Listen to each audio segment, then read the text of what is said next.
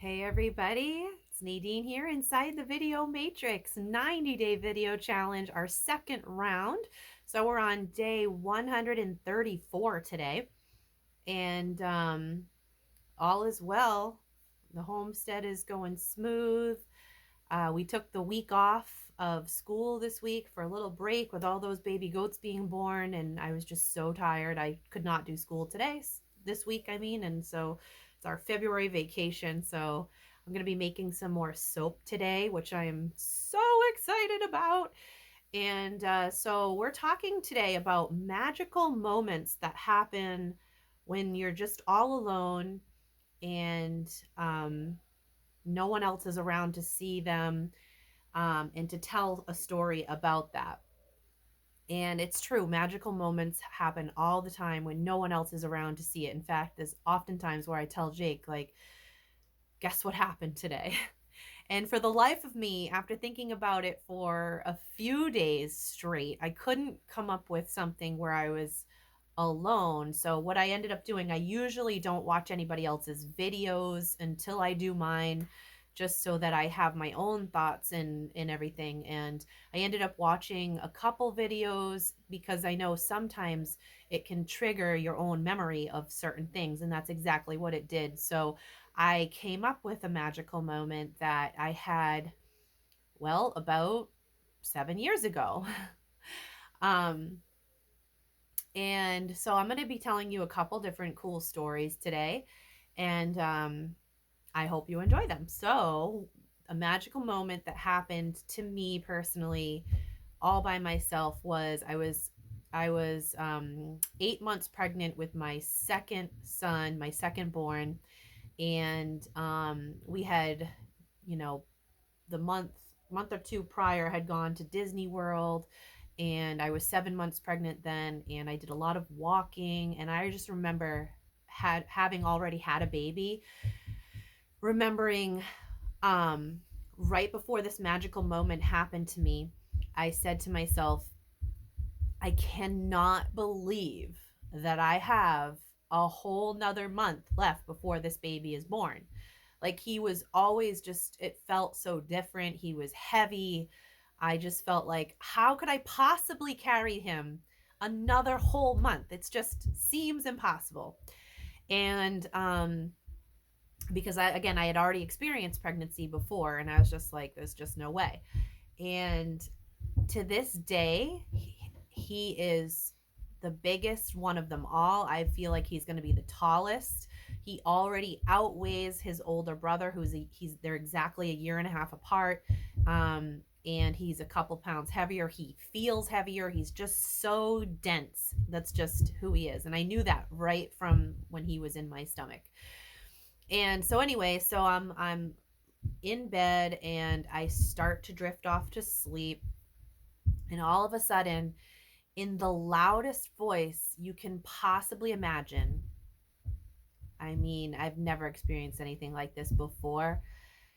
Something, whether it's God or an angel, I'm not sure which one it is, said in the loudest voice, "You will be having your baby tonight." So loud, it electrified. Not only did it yell it in this manly voice, deep voice, but it electrified my whole body. Like, it was in the most incredible thing. So I woke right up. It startled me. I was like, holy crap, what was that? And Jake was sleeping right next to me, and I said, did you hear that? And he's like, no, what are you talking about? And it actually like shook my body. It shook my body like somebody shook me physically and said, you're going to have your baby tonight. So I was like, wow, that's weird, right? And I didn't have him that night, but the following night, I thought my water broke, because that happened to me the first time too, just a gush of, warm fluid.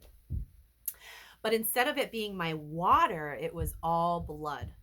I mean, it looked like a murder scene. I went right into the bathroom, and just blood was just everywhere. And I didn't panic. I'm one that kind of stays calm. I was like, it's okay. Like, I just told Jake, call the hospital. We need to go. Call your mom so she can come and, watch Mason while we go.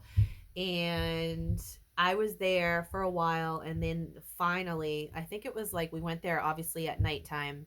And then by 11 o'clock the next morning, they finally decide to give me an ultrasound, and it turns out that my placenta had torn. This is how heavy this kid is. I'm telling you, if you saw him, met him in person, or tried to pick him up, he's just incredibly heavy. So my placenta was torn and he had to be born. They induced me. So I still had him naturally, but I didn't have to have a C-section or anything, but he came out and he weighed 7 pounds 14 ounces, very just shy of 8 pounds. And they were like, God did you a favor, because he would have been like an 11-pound baby, no doubt. Because he was 36 weeks and 4 days, so just about 4 weeks early, so premature. And he thrived. He was never in ICU. He was just a normal sized baby. But boy, what an experience that was, when whatever it was shook me to my core, like physically shook me and yelled to me that I was going to have my baby. It was the most incredible experience that I've ever had, something that's never happened to me before. So that was really interesting. So one other story I'll tell you about. I wasn't exactly by myself, but it's such an amazing story that I'm going to tell it. So right before having my fourth baby, Avery, now, for those that don't know, I have three boys and then a girl. She's my youngest.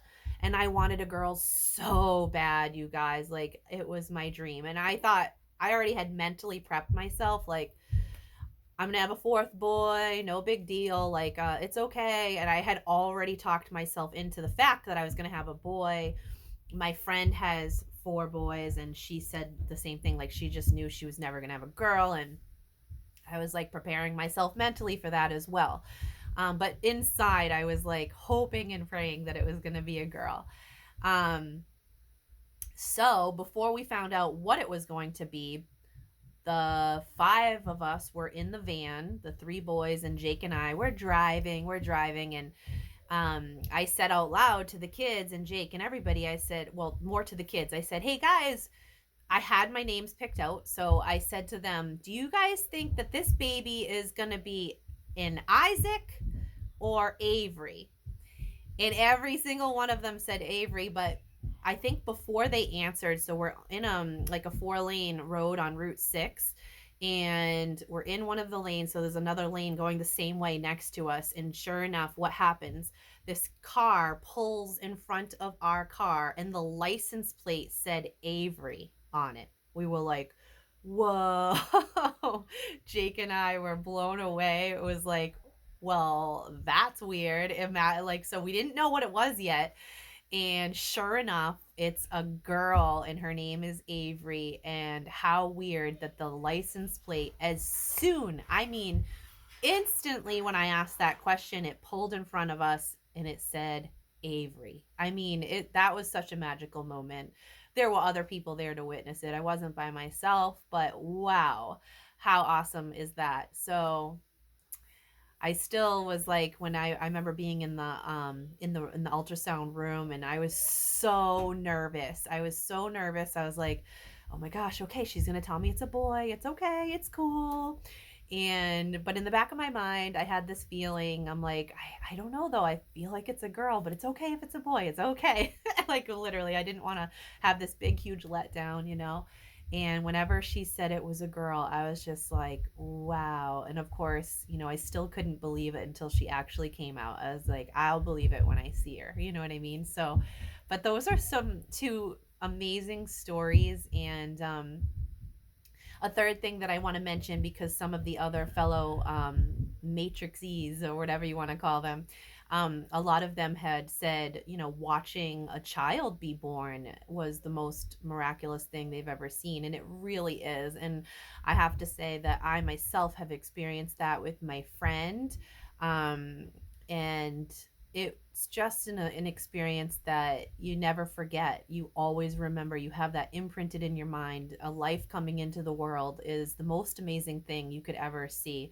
And I hope and pray that someday I can be there when Avery has her babies, and I can witness my own daughter giving birth, because honestly, I know that there's nothing like it. And um, so hopefully I get to experience that someday. But, anyways, those are my stories. I hope you enjoyed them. And I will talk to you a little bit later on for day 135. We'll see you then, guys. Bye.